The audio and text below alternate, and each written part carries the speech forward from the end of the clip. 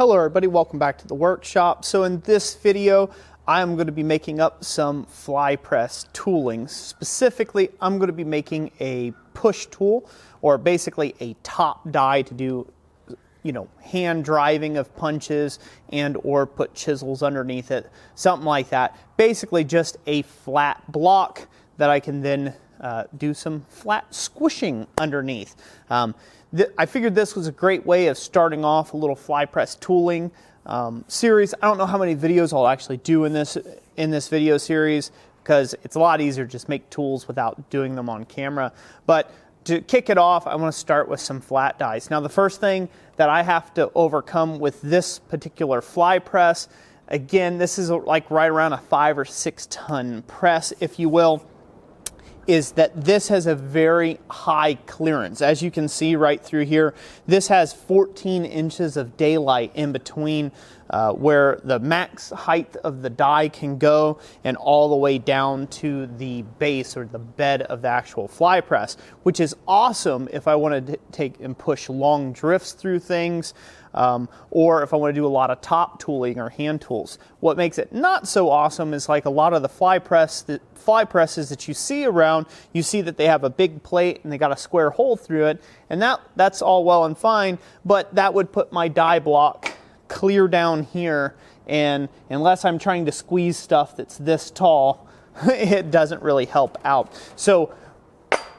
what I've come up with, this might just be as janky as all get out, is using a cheap pro-grade anvil that I had laying around the shop here to be the top portion of the tool, to be the bottom portion of the tool. Now later on I'll have to build something up here so I can make some interchangeable hardy shanked type tools that can go in here to match my top dies, but this will work for now for just flat pressing things. So the way I'm going to do this is I've actually got a bolt, just like what you see here. I've got a 1-inch bolt that I already have stuffed up in here. This I'll end up taking out and welding to this here. The extra flat washer, I actually got this idea from Derek Melton, or Melton Forge Works. You can check him out over on Instagram. I believe he has a YouTube channel as well. I will go ahead and post a link down in the description to him.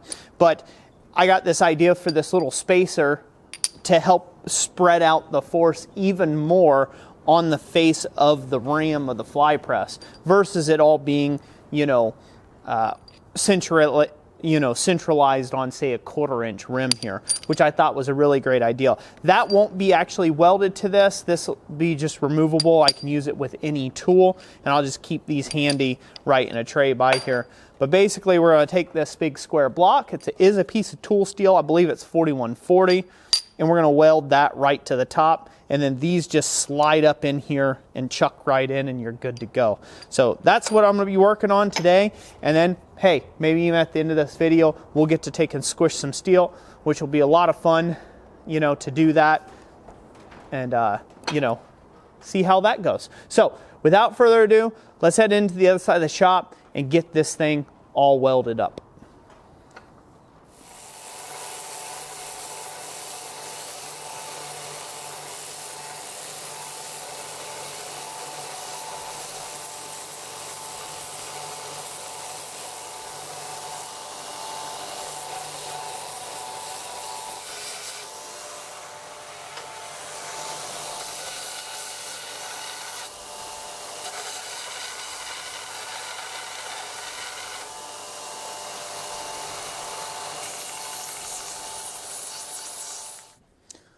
Okay, so here we go. We've got our bolt head prepped and our block of steel prepped as well for welding.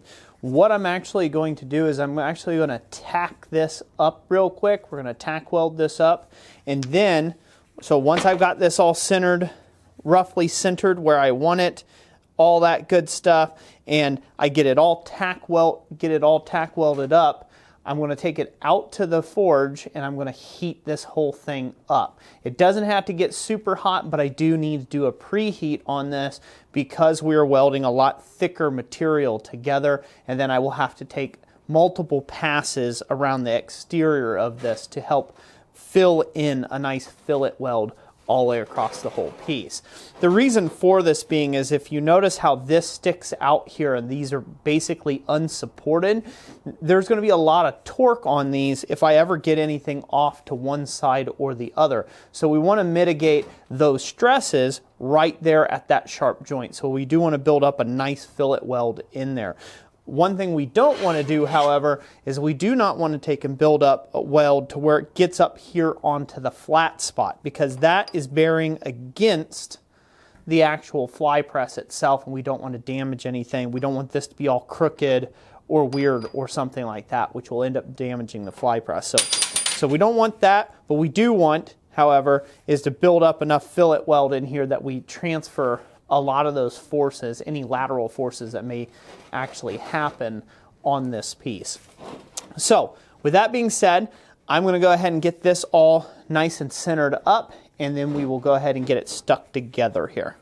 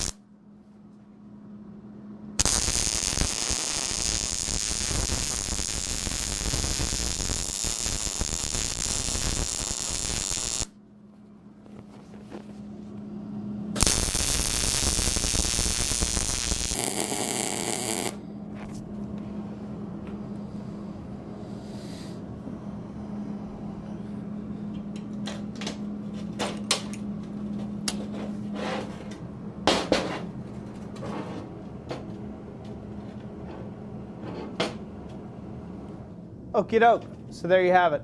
A really nice big fillet put in there all the way around. Of course, these bolt heads lend themselves nicely to that sort of thing. So that's on there really nice, straight, square, everything that we want it to be, which is really good. So now we have to wait for this thing to cool down sufficiently. We need to let it cool way down as not to stress out that weld. And then once it gets down nice and cool to, say, the touch, if you will, or about body temperature, 90 degrees or so, 100 degrees. Once it gets down to there, then you can cool it off in your slack tub and we'll be ready to go. So the next step, I'm going to actually radius off these sharp corners just a little bit, just a tiny amount, probably no more than an 1/8 inch radius on all sides. Because again, I want to keep this just more for squishing operations, and I'm really not trying to fuller stuff or forge out a whole bunch of things. So I just need to alleviate the corners just so it doesn't leave any little sharp gallings on the actual forge work itself. So without further ado, I'll be back with you after I get that done. We'll be at the fly press, and let's squish some hot steel.